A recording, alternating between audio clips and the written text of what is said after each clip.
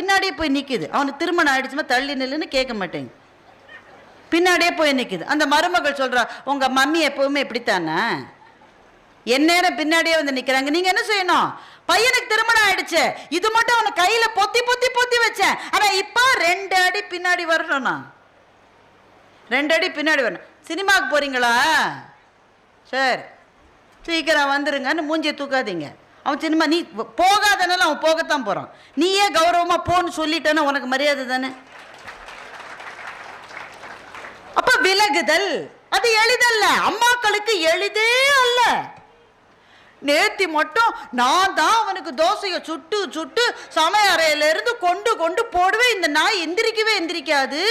TV முன்னாடியே உட்காந்து 30 தோசை தின்ன நாய் இன்னைக்கு அவ இப்பதான் அடுக்கலைக்கு வந்து மாவை ஊத்திருக்கா கல்லுல. பின்னாடியே வந்து டார்லிங் யூ நீட் எனி ஹெல்ப்ன்ற. டேய் நான் 30 வருஷமா ஒவ்வொரு நாள் 30 தோசை சுட்டேனடா, ஒரு நாள் நீ கேட்டியாடா என்று சொல்லாமல், நீங்கள் 2 பேரும் பார்த்துக்குங்கப்பா, நாங்கள் ஹாலில் உட்காந்துருக்கோம்.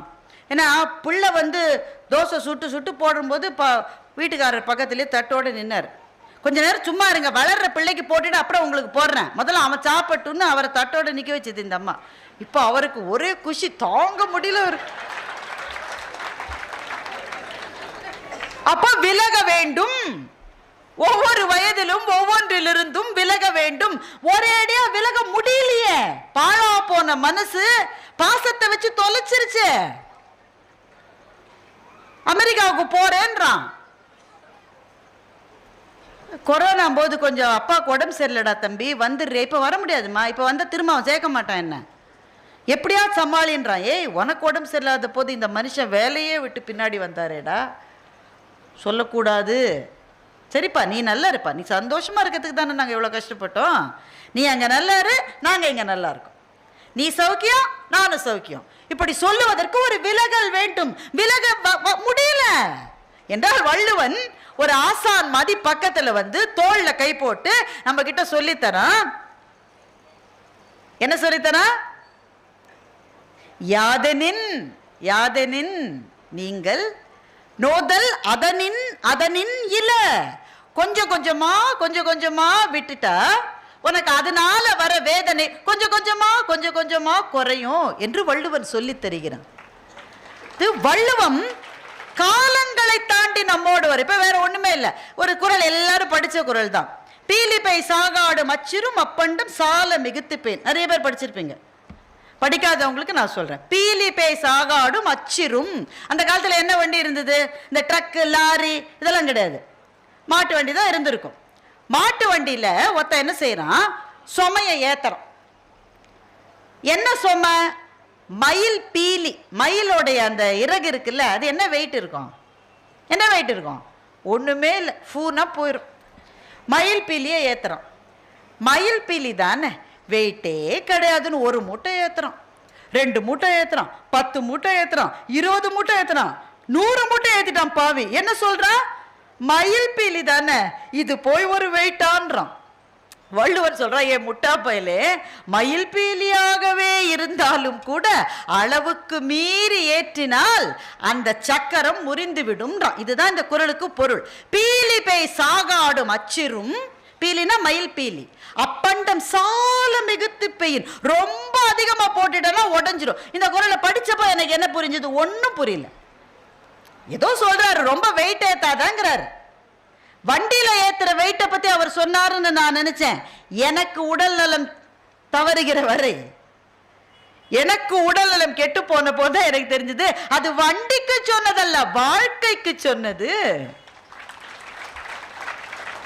அலுவலகத்திலே வேலை, பட்டிமன்றங்களிலே வேலை, எழுத்து, பிள்ளைகளுக்கு அது இது, என்ன தவிர வேற யார் எல்லாத்தையும் செய்ய முடியும் ஓடிட்டே இருக்காத. பீலி பேய் சாகாடும் அச்சிரும் அப்பண்டம் சால மிகுத்து பெய்யின் என்பது நம் உடலை நாம் எப்படி பேண வேண்டும் என்பதற்காக வள்ளுவன் நமக்கு சொன்னது.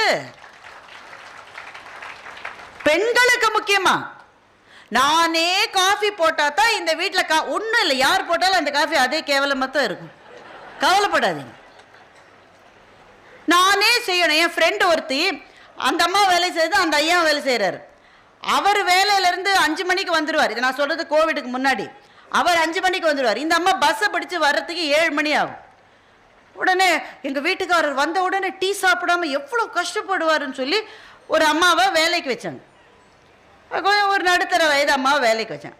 அந்த அம்மா பேர் செல்வி. செல்விக்கு என்ன வேலை? டீ போட்டு கொடுக்க வேண்டியது, காயெல்லாம் கட் பண்ண வேண்டியது, பாத்திரம் எதாவது இருந்தால் கழுவிட்டு போக வேண்டியது. இந்த அம்மா 7 மணிக்கு வந்தது. வந்தவுடனே அவங்க வந்தாங்களா? செல்வி வந்தாங்களா? வந்தாங்க. டீ போட்டு கொடுத்தாங்களா? கொடுத்தாங்க. டீ எப்படி இருந்தது? சூப்பர்ன்றார். அடுத்த நாள் செல்வியை வேலையிலேருந்து நிறுத்திருச்சு. ஏன் ஏன் நான் எவ்வளோ வருஷமா போடுறேன், ஒரு நாள் இந்த நாய் சொல்லிச்சா நல்லா இருக்குன்னு? டெலிகேஷனே கிடையாது பெண்களுக்கு. ஒரு வேலையை ஒருவரிடம் கொடுத்து விட்டு ஒதுங்குங்கள். நீங்களே தான் எல்லாத்தையும் செய்யணும்னு காலத்தின் கட்டாயமே கிடையாது. உன்னை யோசிச்சு பார்த்தீங்களா? நாம இல்லாட்ட நாம இருந்தப்போ இருந்ததோட நல்லா நடக்குது வீடு. இதுதான் நான் தெரிஞ்சுக்கிட்டேன் மருத்துவமனையில இருந்து. போய் நல்லா தான் இருக்கு. நாம என்ன நினைக்கிறோம்? நான் தான் இந்த கடவுள் என்னை படைத்திருக்கிறார் இந்த வீட்டை கரை சேர்ப்பதற்கு. நான் இல்லைன்னா ஒன்றும் கிடையாது. ஆஃபீஸ் அதை விட நல்லா நடக்குது. நம்ம இல்லைன்னா ரொம்ப நல்லா நடக்குது எல்லாமே. நாம என்ன நினைக்கிறோம்? நான் உங்க மேல சுமையை ஏத்திக்கிட்டே. இதை ஆண்கள் செய்வதை விட பெண்கள் ரொம்ப அதிகமா செய்வாங்க. ரொம்ப நான் தான் முதல்ல போய் நிற்கும் அந்த அம்மா எல்லாத்துக்கும். வள்ளுவன் சொல்லுகிறான், பீலிப்பை சாகாடும் அச்சிரும். ஏன் செய்யறாவ? அவ என்ன பைத்தியக்காரிசியா? இல்ல, அன்பினால் செய்கிறார். என்னுடைய அன்பு நான் செஞ்சாதான் என் பிள்ளைக்கு பிடிக்கும், நான் செஞ்சாதான் என் வீட்டுக்காரருக்கு பிடிக்கும், நான் செஞ்சாதான் என் அன்பினால் செய்கிறார். அன்பு என்பது மயில் பீலி மாதிரி ரொம்ப லேசானது தானே.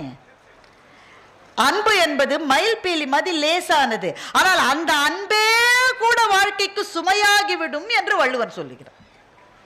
பீலிபை சாகாடும் அச்சிரும் அப்பண்டம் சால மிகுத்து பெயின். அதுதான் வள்ளுவன் என்கிற ஆசான் நினைத்து நினைத்து நினைத்து ரசிக்கக்கூடிய அளவிலே சொல்லுவது. இன்னொரு குறள் சொல்றேன். அச்சம் உடையவருக்கு அரண் இல்லை. அந்த 2வது லைன் வேண்டாம், நமக்கு தேவையில்லை. அச்சம் உடையவருக்கு அரண் இல்லை. என்ன சொல்றேன்னா, பயம் இருக்குல்ல, ஒருத்த மனசுல ரொம்ப பயமா இருக்குன்னு வச்சுக்கோங்க. ஒருத்தனுக்கு அவன் வீட்டை சுத்தி ஒரு 8 அடி சுவத்தை கட்டி மேல கண்ணாடியெல்லாம் பதிச்சு 3 அல்சேஷன் நாயை வச்சு 2 காவலாளிய வச்சாலும் அவனுக்கு பிரயோஜனம் கிடையாது. அச்சமுடையவனுக்கு அரண் இல்லை. உனக்கு மனசுல பயம் இருக்கிறப்போ உன்னை சுத்தி பயங்கர அது என்னங்க பவுன்சர் 10 பேர் வச்சாலும் உனக்கு பயன் இல்லடா. அப்போ அச்சமற்ற தன்மை. அவர் சொன்னார் இல்ல, உச்சி மீது வானிடிந்து வீழுகின்ற போதிலும், எங்க பாரதி சொன்ன, அச்சமில்லை அச்சமில்லை அச்சம் என்பதில்லை. பிச்சை வாங்கி உண்ணும் வாழ்க்கை பெற்றுவிட்ட போதிலும் அச்சமில்லை அச்சமில்லை அச்சம் என்பதில்லை. இச்சகத்துளோரெல்லாம் எதிர்த்து நின்ற போதிலும் அச்சமில்லை அச்சமில்லை அச்சம் என்பதில்லை. நச்சை வாயில் கொண்டு வந்து நண்பர் ஊட்டும் போதிலும் அச்சமில்லை அச்சமில்லை அச்சம் என்பதில்லையே. உன்னோட ஃப்ரெண்டுன்னு தான் நினைச்சோம். படம் எடுக்கிறீங்களா? ஐயா சரி, பேசி முடிச்ச பிறகு எடுங்க, நல்லா வரும். விஷத்தை கொண்டு வந்து ஃப்ரெண்டே வாயில கொடுக்குறான் சார். அப்போ கூட அச்சமின்றி இருக்கிற மனநிலையை பற்றி மகாகவி பாரதி சொல்லுகிறார். வள்ளுவர் என்ன சொல்லுகிறார்? அச்சமுடையவருக்கு அரண் இல்லை. மனசுல பயம் இருந்தா நீ என்னதான் பெரிய காம்பவுண்ட் சுவர் போட்டாலும் பயன் இல்லடா தம்பின்றான். இப்ப இந்த குறளை படிக்கிற போது எனக்கு இதை நான் பள்ளி பருவத்திலே படிச்சுட்டேன். இந்த சரி ஓகே, ஏதோ சொல்றாரு, தாடி வச்சவர் பெரியவர் சொல்றாரு, நம்ம கேட்டுக்கலாம். நான் இந்த குறளினுடைய பொருள் எனக்கு எப்போ புரிஞ்சுது தெரியுமா? 2019 வருஷம். என்னங்க இன்னும் எவ்வளோ நேரம் இருக்கு?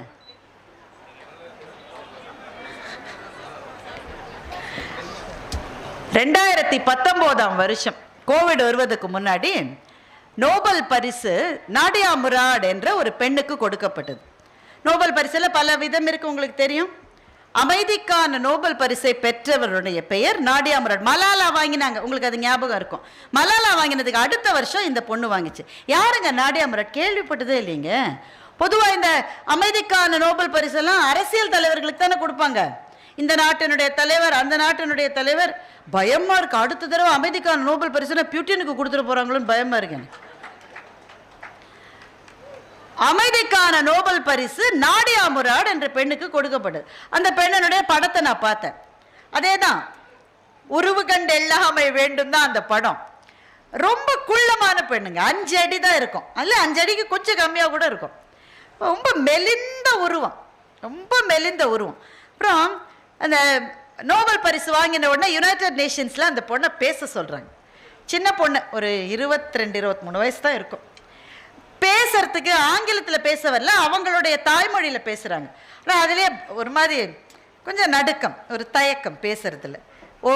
பார்த்து தான் படிக்குது, ஒவ்வொரு வார்த்தையாக தான் படிக்குது. நான் சொன்னேன், இந்த பொண்ணுக்கு எதுக்குடா நோபல் பரிசு கொடுத்தீங்க? பார்க்கவே ஒன்றும் ஒரு இதுவாக இம்ப்ரெசிவாக இல்லையே, வார்த்தை படப்படன்னு பேச மாட்டேங்குதுன்னு நான் நினைக்கிறேன். ஆனால் அந்த பெண் தன்னுடைய வாழ்க்கையை பற்றி ஒரு புத்தகம் எழுதியிருக்கிறார். த லாஸ்ட் கேர்ள் என்று அந்த புத்தகத்துக்கு பேர். அந்த புத்தகத்தினுடைய பேரை நான் திரும்ப சொல்றேன், த லாஸ்ட் கேர்ள். நாடியா முராட் எழுதினது. ஒருவேளை அந்த புத்தகம் உங்களுக்கு கிடைக்கவில்லை என்றால் அவளுடைய வாழ்க்கையை பற்றி ஏறி குதிக்க ஒரு 7 அடி சுவர்னு நான் ஒரு கட்டுரை எழுதியிருக்கேன். இங்கே என்னுடைய புத்தகத்துக்கு நடுவில் இது விளம்பர வேலையெல்லாம் கிடையாது, விளம்பரத்தை சொல்லலை. அந்த பெண்ணை பற்றி நீங்கள் தெரிஞ்சுக்கணும் அவசியமா, அதுவும் பெண்கள் கட்டாயம் தெரிஞ்சுக்கணும், அதுக்காக தான் நான் சொல்கிறேன். Last girl. ஏன்னா இந்த பெண்ணு சிரியாவுக்கும் ஈராக்குக்கும் நடுவில் இருக்கிற பார்டரில் வசிக்கிற ஒரு பெண். சிரியாவுக்கும் ஈராக்குக்கும் நடுவில் இருக்கிற பார்டரில் வசிக்கிற ஒரு பெண். அந்த பெண்ணு ஒரு குறிப்பிட்ட மதத்தை சேர்ந்த பெண். சிரியாவில் ஐஎஸ் வந்து ஆக்கிரமிப்பு செய்த போது இந்த பெண்ணினுடைய கிராமத்துக்கு வந்து எல்லா ஆண்களையும் சுட்டு கொன்றார்கள்.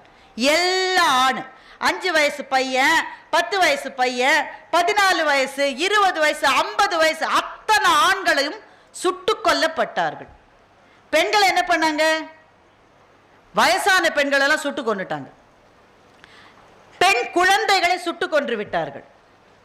அந்த 10 வயசுல இருந்து 40 வயசு மட்டும் இருக்கிற பெண்களை பஸ்ல ஏத்திட்டு போனாங்க. நாடியாவினுடைய 7 சகோதரர்கள் அந்த இடத்திலே அவள் கண் முன்னாலே சுட்டு கொல்லப்பட்டார்கள்.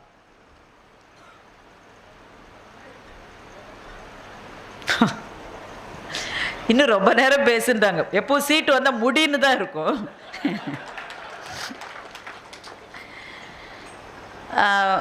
நாடியாவினுடைய 7 சகோதரர்கள் அவ கண்ணும். இதை நான் எவ்வளோ சாதாரணமாக சொல்கிறேன்ல, மெனோ சினிமாவில் டக்கு டக்கு டக்கு டக்கு டக்கு டக்கு டக்குன்னு நம்ம பீஸ்டில் விஜய் சார் வந்து அப்படி சுட்டோட அவ தெரிக்கிறானே, இதை பார்த்துட்டு நாமெல்லாம் பிகில் அடிக்கிறோம்ல, அதை சொல்கிற மாதிரி நான் இதை சொல்கிறேன். கண் முன்னாடி குடும்பத்தை சார்ந்தவர்கள் கொல்லப்படுவதை பார்த்து கொண்டு ஒன்றுமே செய்யாமல் இருக்கிறது எப்படிப்பட்ட நிலைனாது நமக்கு தெரியுமாங்க?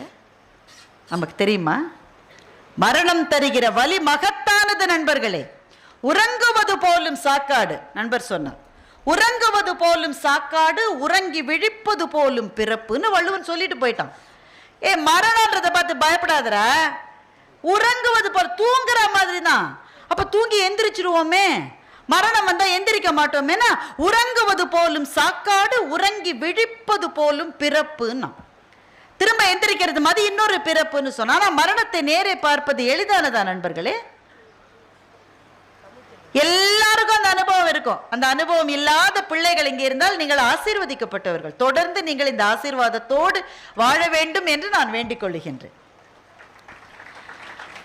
ஆனா நிறைய பேருக்கு அப்படி இல்லை.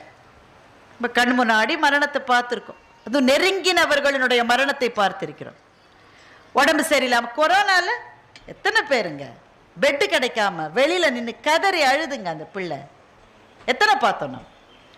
அதெல்லாம் கடந்து வந்துட்டோம். ஆனா இந்த மரணத்திலும் கூட உடம்பு சரியில்லை, வயசாயிருச்சு, முடியல, ஆக்சிடென்ட், இதெல்லாம் ஒரு மாதிரி நம்ம ஏத்துக்க முடியும். கண்ணு முன்னாடி நாடியாவினுடைய 7 சகோதரர்கள் சுட்டு கொல்லப்பட்டார்கள். நாடியாவினுடைய அம்மாவையும் சுட்டு கொண்டுட்டாங்க. அந்த வீட்டில் இருந்த இளம் பெண் அவ ஒருத்தி தான், அவளை பஸ்ல ஏத்தினாங்க. இப்போ உங்களுக்கெல்லாம் ஒரு கேள்வி வரும், எதுக்கு ஆண்கள் எல்லாம் சுட்டு கொண்டுட்டாங்க, வயதான பெண்கள்லாம் சுட்டு கொண்டுட்டாங்க, ஏன் வந்து 10ல இருந்து 40 வயசு மட்டும் இருக்கிற பொண்ணுங்களை மாத்திரம் எதுக்குங்க பஸ்ல ஏத்தி போனாங்க ஐஎஸ்ன்னு கேட்குறீங்களா? இந்த பதில் உங்களுக்கே தெரியாது. பாலியல் அடிமைகளாக விற்பனை செய்யப்படுவதற்காக அவர்களை பஸ்ல கூட்டிட்டு போனாங்க. பாலியல் அடிமையாக நாடியா ஒரு முறை அல்ல, 2 முறை அல்ல, 7 முறை விற்கப்பட்டாள். விற்கப்பட்டாள் நிஜமாவே விற்க. 1001 படம் பார்த்துருக்கீங்களா? எல்லாம் வயசு கம்மியாக இருக்கு, நீங்களா பார்த்துருக்க மாட்டேங்க. கொஞ்சம் வயசான பார்ட்டியெல்லாம் பார்த்துருக்கோம். அவங்க பார்த்துருக்காங்க. அதில் அப்படிதான் ஏலம் போடுவாங்க பெண்களை. இது சினிமாவில் பார்க்கவே நம்ம கொடூரமாக இருக்கேன். நேரம் நடக்குதுங்க. நாம் வாழுகிற இதே உலகத்தில் தான் அது நடந்து கொண்டிருக்கிறது. ஏலம் போட்டு யார் அதிக தொகை கொடுக்குறாங்களோ அவங்களுக்கு அந்த பெண்ணை அனுப்பிச்சி வச்சுறாங்க.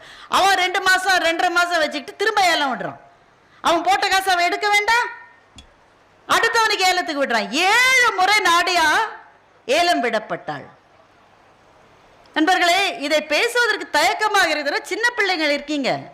ஆனால் நாம் இதை பேசாமல் இருக்கக்கூடாது. நாம் இதை பேச வேண்டும். குறிப்பாக நம்முடைய குழந்தைகளிடம் நாம் இதை பேசியே ஆக வேண்டும். உங்கள் வீட்டில் பெண் பிள்ளைகள் இருந்தால் பேச வேண்டும். அதை விட முக்கியமாக உங்கள் வீட்டில் ஆண் குழந்தைகள் இருந்தால் அவர்களிடம் இதை நீங்கள் பேசியே ஆக வேண்டும். ஒரு பெண் என்பவள் ஒரு உடல் மாத்திரம் அல்ல. அவள் உடலும் ஆண் உடலும் வேறு வேறு விதமாக இயற்கையால் படைக்கப்பட்டிருக்கிறது. ஆனால் அவள் உடல் மாத்திரம் அல்ல, அவளுக்கு அறிவு இருக்கிறது, அவளுக்கு மனம் இருக்கிறது, அவளுக்கு ஆன்மா இருக்கிறது. நண்பர்களே, இதை நம் ஆண் குழந்தைகளிடம் நாம் சொல்ல வேண்டும். போற போக்குல எப்படி கிண்டல் அடிச்சுட்டு போயிடுற ராஜா நீ, அது மனசு நாண்டுகிட்டு சாகுதியாது. ஏதோ உன்னை நம்பி காதலிக்கிறேன்னு சொல்லிருச்சு, தப்பு தான், சொல்லியிருக்க கூடாது தான், சொல்லிருச்சு. நீ தனியாவான்னு கூப்பிடுற, அவ காதலன் தானே கூப்பிடுறான்னு நம்பிக்கையோட வந்துட்டா. வர்றப்போ அவளை வச்சு நீ வீடியோ எடுக்கிற. இந்த வீடியோவை வெளியில விட்டுருவேன்னு பயமுறுத்தி பயமுறுத்தியே என்னென்னையோ செய்யறிய ராஜா. அதுவும் ஒரு உயிர், அதுவும் ஒரு ஆன்மா. அதையும் ஒன்ன உங்க அம்மா பெத்த மாதிரி தான் அதையும் ஒரு அம்மா பெத்திருக்குல்ல. செய்யாத என்று எப்படி சொல்ல போகிறோம்? நாடியாக்களினுடைய கதைகளை நாம் பகிர வேண்டும். நாடியாக்கு என்ன நடந்தது? கதை பாதியில் நிற்குது இல்ல. 7 முறை ஏலம் விடப்பட்டால் நாடியா. அந்த உடம்பு எப்படி இருக்கும்னு நீங்க யோசிச்சு பார்க்க முடியுமா? அந்த உடல் என்ன இருக்கும்? 7வது முறை ஏலம் எடுத்தவர் என்ன பண்ணா, இது பூட்ட கேஸ், இதால எந்திரிக்க கூட முடியல, ஏன்னா ரத்தமும் வாந்தியுமாக தரையில கிடக்கிறாள். இவ பூட்ட கேஸ், இனிமே இதெல்லாம் பொழைக்காதுன்னு சொல்லி வீட்டை பூட்டாம போயிட்டான். ஆனால் அந்த உயிருக்கு வாழுகிற சக்தி இருக்கு பாருங்க, அது அபாரமான சக்தி. அது அந்த நாடியா எழுந்து நின்றாள். 90 நாள் வதைக்கு பிறகு எழுந்து நின்று, அந்த வீடு பூட்டப்படவில்லை இல்லையா, வெளியில வந்துட்டா. வெளியில வந்த காம்பவுண்ட் சுவர் இருக்குங்க, 7 அடி காம்பவுண்ட் சுவர். இவளுடைய ஹைட் எவ்வளவு? 5 அடி. 5 அடி, வற்றிய தோற்றம், அந்த உடல் சீரழிக்கப்பட்ட உடல். நாடியா என்ன செஞ்சா தெரியுமா? 7 அடி சுவற்றை ஏறி குதித்தாள் நண்பர்களே. 7 அடி சுவற்றை ஏறி குதித்தாள். ஏறி குதிச்சு அதுக்கப்புறம் 10 கிலோமீட்டர் ஓடி அவளுடைய பாதுகாப்பு இருக்கிற அந்த பகுதிக்கு போய், அதற்கு பிறகு பிழைத்து எழுந்து, இந்த மாதிரி எனக்கு மாத்திரம் நடக்கல, ஏகப்பட்ட பெண்களுக்கு இப்படி நடக்கிறது என்று ஐநா சபையிலே போய் வழக்கு தொடுத்தாள் நாடியா. அதனால்தான் அவளுக்கு நோபல் பரிசு வழங்கப்பட்டது.